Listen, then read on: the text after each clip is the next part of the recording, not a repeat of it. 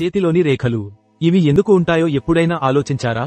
మనం పుట్టకముందే వ్రాయబడిన జీవన పథమా వీటి వెనుక ఉందని పామిస్ట్రీ నమ్ముతుంది. ఒక చిన్న గీత మన విజయాన్ని నిర్ధారిస్తుందా? మరొక రేఖ మన ప్రేమ జీవితాన్ని ప్రభావితం చేస్తుందా?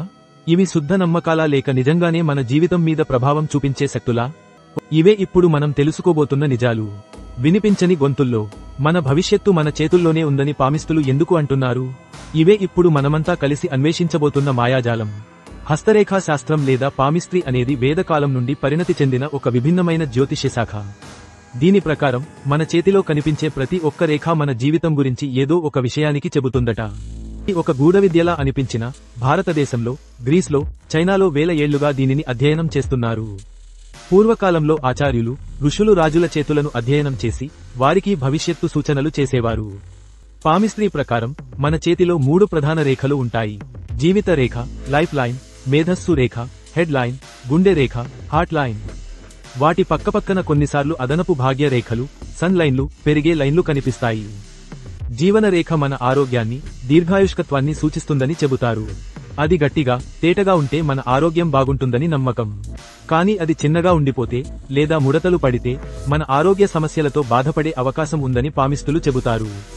మేధరేఖ మన ఆలోచనా శైలి, విజ్ఞానం, నిర్ణయాలు తీసుకునే విధానాన్ని సూచిస్తుంది. ఈ రేఖ తేలికగా వంగితే మనం క్రియేటివ్గా ఉంటామని, నిలువుగా లేదా ఎక్కువ కట్లతో ఉంటే మన నిర్ణయాలు తడబడే అవకాశం ఉందని వారు అభిప్రాయపడతారు. గుండె రేఖ మన ప్రేమ సంబంధాలు, మానసిక స్థితి మరియు దయగల హృదయాన్ని సూచిస్తుందని నమ్మకం. ఇది స్పష్టంగా, నిఖార్సుగా ఉండితే మన ప్రేమ జీవితం నిలకడగా ఉంటుందని చెప్పబడుతుంది. ఇక అదనంగా కనిపించే ఫేట్ లైన్ లేదా భాగ్యరేఖ మన వృత్తి జీవితం ఎలా ఉండబోతుందో తెలుపుతుందని పామిస్టులు అంటున్నారు. ఇది ఉంటేనే మనం కార్యాలలో భద్రతగా, నిర్దేశితమైన మార్గంలో ముందుకు వెళ్లే అవకాశం ఉందట.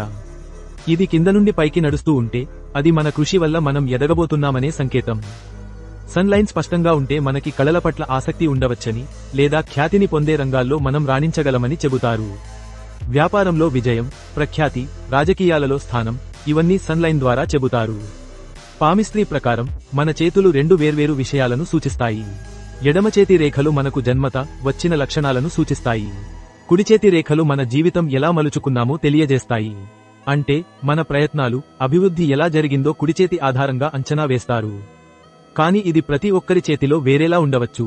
ఎవరి చేతిలో ఏ రేఖ ఎలా ఉంటుందో దానికి అర్థం మారవచ్చు. కొన్ని చేతుల్లో 2 జీవన రేఖలు కనిపిస్తే అది వారికి బలమైన ఆరోగ్యమే కాదు, బహుశా రెండో జీవితం కూడా ఉండొచ్చన్న సంకేతమట. ఇంతకీ ఈ హస్తరేఖలు నిజంగా మన జీవితాన్ని నిర్దేశిస్తాయా? ఈ ప్రశ్నకి శాస్త్రవేత్తలు మాత్రం స్పష్టంగా కాదు అని చెబుతారు. ఎందుకంటే దీనికి శాస్త్రీయ ఆధారాలు లేవు. జెనెటిక్స్ ప్రకారం మన చేతి గీతలు పుట్టుకతో ఏర్పడతాయి. ఇవి నర సంబంధ నిర్మాణం, ముక్కు, చెవి వంటి శరీర భాగాల వృద్ధిని సూచించే ప్రక్రియల్లో భాగం. కానీ వాటికి మన భవిష్యత్తు మీద తక్కువ లేదా ఏమాత్రం సంబంధం ఉండదని శాస్త్రవేత్తలు స్పష్టం చేస్తున్నారు. అయితే మనం తరచూ చూస్తున్నట్టు కొంతమందికి పామిస్ట్రీ ద్వారా చెప్పబడిన విషయాలు నిజమవుతున్నట్టు అనిపించవచ్చు. దీనికి కారణం మన మనసులో ముద్రపడిన మాటలు మన ప్రవర్తనను మార్చేలా చేయవచ్చు. ఉదాహరణకి, నీకు వృత్తి విషయంలో అద్భుత అవకాశాలు వస్తాయి అనే మాట ఒకరు చెప్పగానే మనం అంతట మనమే ఎక్కువ కృషి చేసి ఆ అవకాశాలను సృష్టించుకుంటాం. దాంతో చెప్పినదే నిజమైపోయినట్టు అనిపిస్తుంది. ఇది ఒక రకంగా ప్లేసిబో ఎఫెక్ట్ లాంటిది. కాబట్టి పామిస్ట్రీ శాస్త్రమా అంటే లేదు. కానీ మనకు నమ్మకాన్ని కలిగించగల మానసిక శక్తి కలిగిన సాధనం మాత్రం అవుతుంది. మన చేతుల్లోని గీతలు ఎంతో మర్మమైనవి. అవి మన మనసుకు బలాన్ని ఇచ్చే సూచనలుగా పనిచేయవచ్చు, కానీ అవి మన భవిష్యత్తును 100% నిర్ణయిస్తాయనడం గాంగ్ మే. పామిస్ట్రీపై నమ్మకం ఉంచాలా? ఉంచొచ్చు, కానీ దానిపై ఆధారపడకూడదు.